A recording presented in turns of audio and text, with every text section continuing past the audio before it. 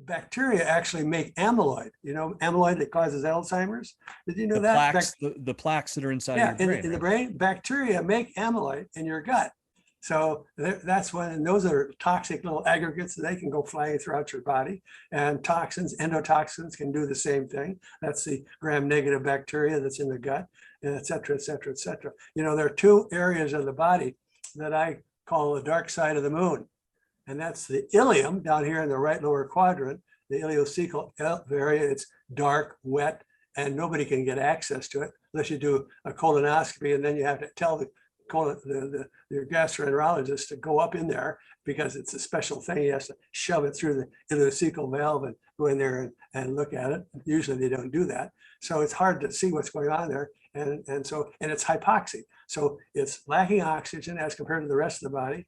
It's moist, it's wet, and all the food particles that are not digested wind up there. And that's the only area of the body where you have lymphatics connected to the mucosa in a great fashion. So for example, when you have somebody die of congestive heart failure, if you open them up in that area, the ileocecal valve area of all the whole body and that abdomen, that area is swollen up like 3 times bigger, full of water. The walls of the ileocecum are just like as thick as your finger. Instead of being like a piece of paper, it's thick and it's full of water. That's called hydrops. So the fluid builds up in the lymphatics in that ileocecal area. The point of it is that area is where your food particles get absorbed through those lymphatics. And if your liver is not working, your liver does not detoxify those antigens and you become allergic. So you see that with like people who get hepatitis.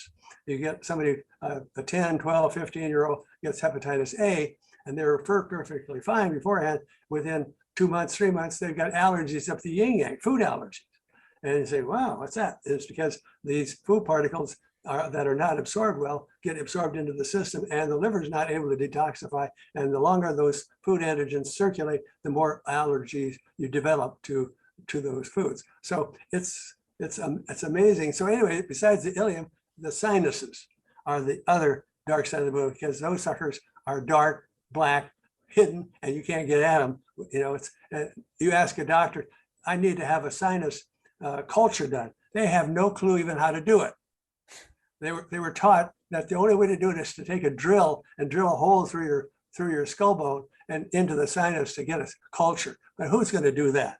You know, but you can do it if you know what you're doing. You can stick a swab way the hell up in there. It's not too comfortable, but you can identify and get a culture out of the sinuses. But most, I would say 99% of the doctors have no clue about how to do that. So you got two areas that fester and grow bugs that can feed into your system and poison you and poison you and poison you. And you have no clue as to what the hell is going on unless you get a culture of those and take a look at it.